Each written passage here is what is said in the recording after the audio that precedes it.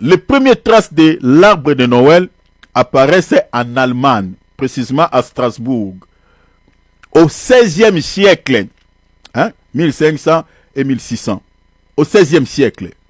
Les habitants décoraient des arbres pour célébrer des fêtes entre guillemets chrétiens, souvent liées à la naissance de Jésus. Donc l'arbre de Noël que les gens mettent dans leur maison aujourd'hui, sa première trace remonte où? Remonte au XVIe siècle en Allemagne, précisément à Strasbourg. C'est là où ça a commencé. Ça, c'est sur le plan historique. Mais entendez, quand je toucherai dans l'aspect spirituel, vous allez comprendre que mes bien-aimés, ça ne remonte pas en Allemagne. Mais sur le plan historique, c'est ça. Alors, ce qu'on nous dit d'après l'histoire, parce que je n'ai pas voulu lire beaucoup sur le plan historique, mais retenez que ça tire son origine en Allemagne au XVIe siècle, précisément à Strasbourg, où les gens avaient l'habitude, lors de la naissance de l'anniversaire de Jésus, comme nous sommes aujourd'hui là, selon l'Église catholique et le monde, les gens avaient déjà cette habitude-là, cette coutume-là. C'est en Allemagne qu'on avait mis ça en place au XVIe siècle. Mais maintenant, sur le plan biblique,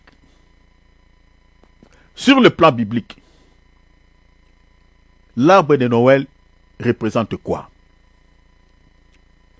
Suivez-moi ici très bien, parce que c'est ça ce qui est hyper important. Sur le plan biblique, l'arbre de Noël n'est rien d'autre qu'une idole ou l'emblème d'une divinité connue sous le nom d'Asherah, qui existait depuis la nuit des temps. Je vous donnerai des textes, on va lire. Je reprends. Ma sœur, mon frère, suis-moi s'il te plaît. Dans mon cœur, je sens même, je sens envie de pleurer. Parce que si vous vérifiez la maison de plusieurs chrétiens, vous trouverez cet arbre. Vous trouverez cet arbre. La raison pour laquelle beaucoup sont visités par des démons. Je dis sur le plan biblique, l'arbre de Noël là que les gens utilisent là. Il y a d'autres qui utilisent le sapin, d'autres je ne sais pas utilisent quoi. Mais l'arbre de Noël n'est rien d'autre qu'une idole ou l'emblème d'Asherah. L'emblème d'une divinité, comme je viens de dire, connue sous le nom d'Asherah, qui existait depuis la nuit des temps, qui existe depuis toujours. Lisons quelques passages. Un roi, je suis dans la traduction Obsterval, 1996. Lisons un roi chapitre 14 verset 23. On va lire beaucoup, on est dans l'enseignement, mes bien-aimés. C'est l'enseignement qui va vous forger. C'est l'enseignement qui va vous aider, mes bien-aimés, à ne pas être berné à tout vent de doctrine qui souffle dans ce monde. Voilà pourquoi il faut aimer les enseignements. Un roi chapitre 14 verset 23. Quand il s'est battu aussi des geôliers, suivez la lecture, avec des statues, des emblèmes d'Asherah sur toutes les hautes collines et sous tous les arbres verts. Vous voyez, sous les arbres verts. Vous voyez l'arbre de Noël, sous les arbres verts. Donc ici, selon ces passages, on dit que l'arbre vert n'est rien d'autre que l'emblème d'Asherah. Suivez-moi bien, je suis en train de vous amener quelque part. Il y a quelque chose que je dirais ici en rapport avec l'Église catholique qui va vous scandaliser peut-être. Lisons encore Deutéronome 12:2. Vous détruirez tous les lieux où les nations que vous allez chasser servent leur Dieu, servent leur Dieu, sur les hautes montagnes, sur les collines et sur tout arbre vert. Or, l'arbre vert, c'est l'emblème d'Asherah. Lisons encore une autre écriture. Toujours, je suis dans la traduction Obsterval, 1996. Deutéronome 16, 21, 22. Tu ne planteras point d'emblème d'Achéra, c'est-à-dire l'arbre vert. C'est ça l'emblème d'Achéra. Comme on est en train de voir dans plusieurs maisons aujourd'hui à travers le monde, l'emblème de cette déesse, de cette divinité. L'emblème d'Achéra. C'est pour cela que vous voyez que quand je lis sur le plan historique, je dis que sur le plan historique, d'après les mensonges de l'ennemi, l'arbre de Noël remonte depuis le 16e siècle en Allemagne. Précisément, on le retrouve à Strasbourg. C'est là où ça commence. Mais la réalité, ça ne remonte pas là-bas. Dans le Moyen-Âge, depuis la nuit des temps, les gens vénéraient déjà l'emblème d'Achéra, qui était représenté par un arbre. Depuis la nuit des temps, les gens adoraient déjà l'arbre d'Achéra, d'une divinité, d'un démon, en fait, d'une déesse. La tradition que les gens ont aujourd'hui. Attendez, continuons. Le Seigneur dit, tu ne planteras point d'emblème d'Achéra, c'est-à-dire son arbre. La Bible dit, aucun arbre auprès de l'autel que tu dresseras à l'Éternel ton Dieu. Ta maison, c'est peut-être l'autel où tu invoques Dieu. Votre église, c'est tout un autel où vous brûlez des parfums à l'honneur du Seigneur. Mais sur cet même autel, vous avez encore placé quoi? L'arbre d'Achéra, que les gens appellent l'arbre de Noël. Mais c'était interdit.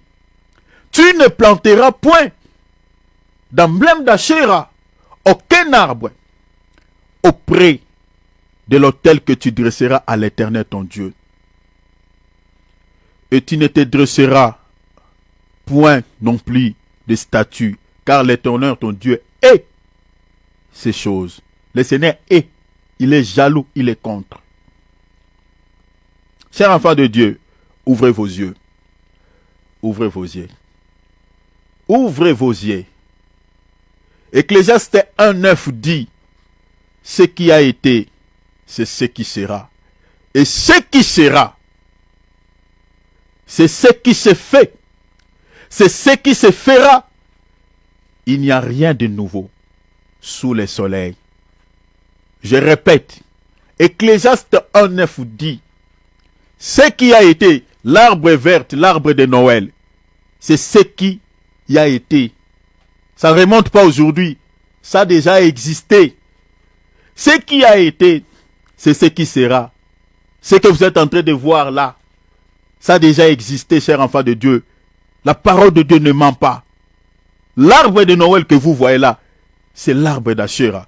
Ce qui a été, c'est ce qui sera. Et ce qui se fait aujourd'hui. Les gens mettent l'arbre de Noël dans leur maison, dans leur boutique. L'arbre d'Achéra. C'est ce qui se fait. Et ce qui se fera. Et ce qui se fait, c'est ce qui se fera.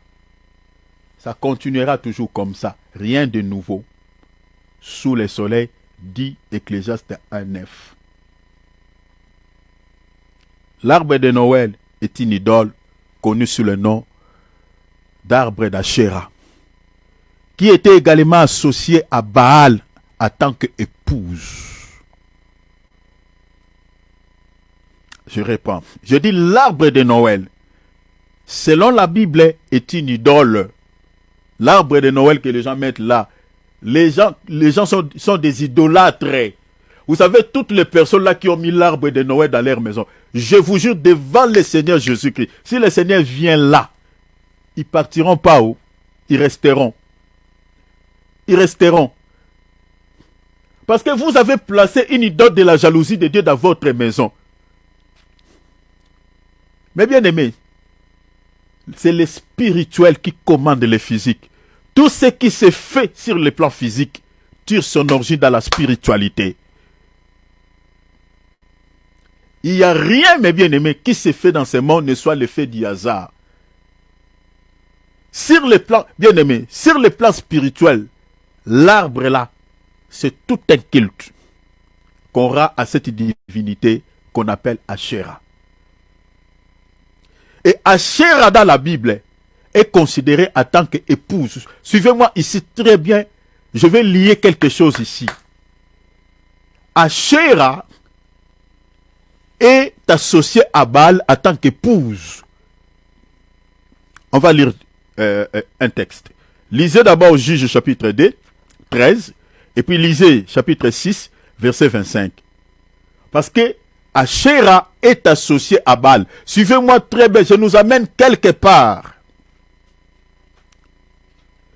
Donc quand on parle de cette déesse Asherah, dans la Bible, selon ces deux passages que je vous ai fournis, Juge chapitre 2, 13, et puis chapitre 6, verset 25, Asherah est associé à Baal, au dieu Baal.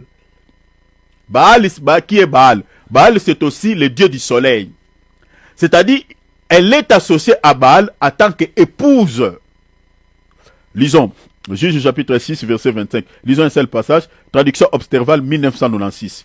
Or, dans cette même nuit, l'Éternel lui dit, prends le jeune taureau, il dit à Gédéon, que ton père, le jeune taureau de ton père, et un second taureau de 7 ans. Regarde ce que Dieu dit.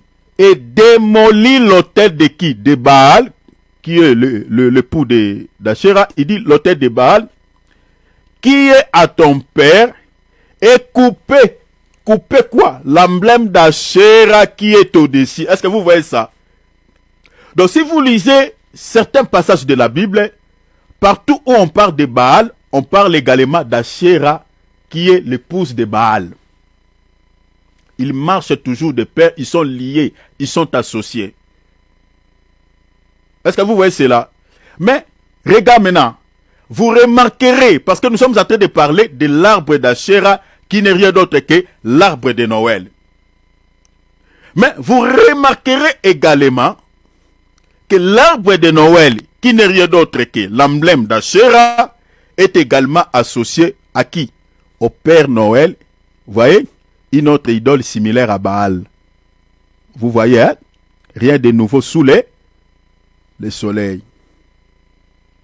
Ce qui a été, c'est ce qui sera. Ce qui est, c'est ce qui se fait. Rien de nouveau sous le soleil. Asherah est lié à Baal. Et aujourd'hui, cet arbre de Noël, vous voyez, qui est l'emblème d'Asherah, est associé également à qui? Au Père Noël. Une autre idole similaire à Baal. Est-ce que vous voyez cela? Mais, écoute, je vais vous révéler un truc. Je vais vous révéler quelque chose par rapport à cette déesse. Je vais vous parler quelque chose par rapport à Asherah, d'après l'histoire et d'après la Bible. Suivez-moi très bien ici. Je dirais quelque chose qui va peut-être, bébé aimé, vous ouvrir les yeux. Je vous en supplie pardon. Suivez-moi très bien. Le peuple périt par faute de connaissance. Je vais vous révéler un truc par rapport à cette déesse qui a un lien avec l'Église catholique. Je vous parlerai sur le plan historique et puis sur le plan biblique. Asherah, retenez, est une déesse qui change de nom en fonction de culture et de pays. Garde ça par cœur. Je réponds, je dis Asherah est une divinité, une déesse qui change de nom. N'oublie pas ce que je dis. Je dis Asherah est une divinité ou une déesse qui change de nom en fonction de culture et de pays. Regarde, Asherah ou Astarté, on peut l'appeler Astarté ou Asherah. Quand vous lisez dans la Bible Astarté, c'est toujours elle. Elle change de nom en fonction des cultures et des pays. Et je vais vous révéler plusieurs noms d'Asherah d'après l'histoire et puis d'après la Bible. La même divinité, mais qui change de fonction, qui change de nom d'après certaines cultures et puis d'après certains pays. Mais c'est la même divinité. Asherah ou Astarté a été assimilé à certaines déesses grecques et romaines, notamment Artémis, vous voyez. Donc quand vous lisez dans la Bible, dans certaines traductions, pas d'Artémis, c'est toujours Asherah. Mais chez les Grecs, on l'appelait Artémis,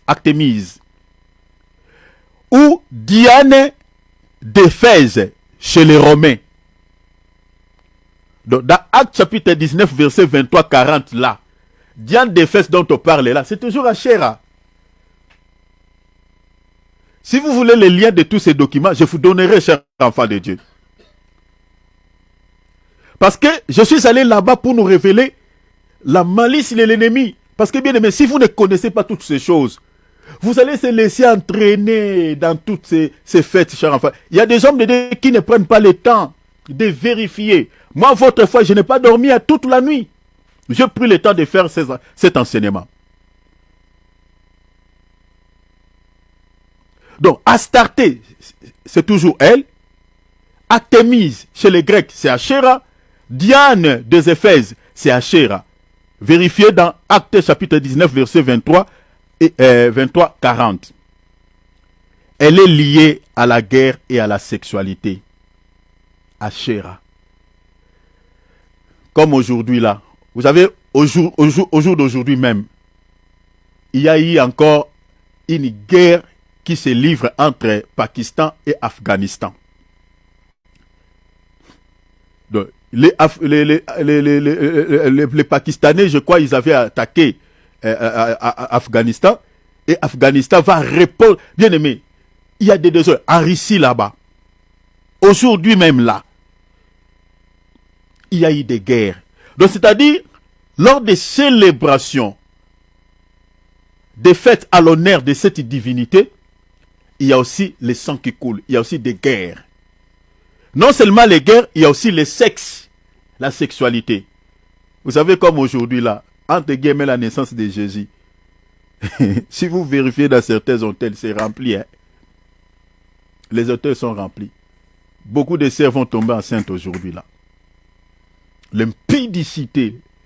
Il y a des femmes qui vont tromper leur mari. Il y a des hommes qui vont tromper leurs femmes. L'adultère. C'est lié à cette divinité. La guerre et le sexe, la sexualité. Asherah est aussi appelée Isis dans les panthéons cananéens et égyptiens. Toujours la même déesse. Je dis que si vous avez besoin de liens, je vous donnerai. Et je suis en train de nous amener quelque part pour que vous puissiez comprendre l'arbre d'Asherah, l'arbre vert que les gens mettent dans leur maison. Asherah est aussi appelé Isis dans les panthéons cananéens et égyptiens. Junon dans les panthéons romains.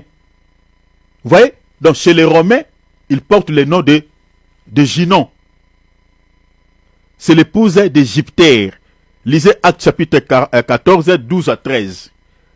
On nous parle de Mercure et de Jupiter là-bas. Jupiter là, il est le pou d'Asherah aussi.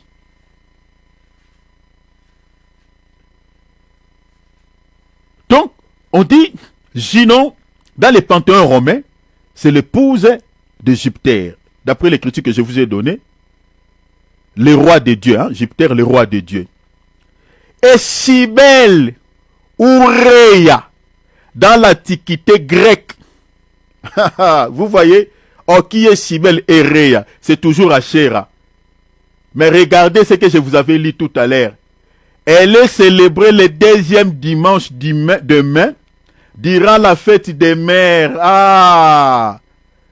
Une cérémonie qui a des racines dans la Grèce antique à l'honneur de Rhea, la mère de Dieu, notamment celle de Zeus.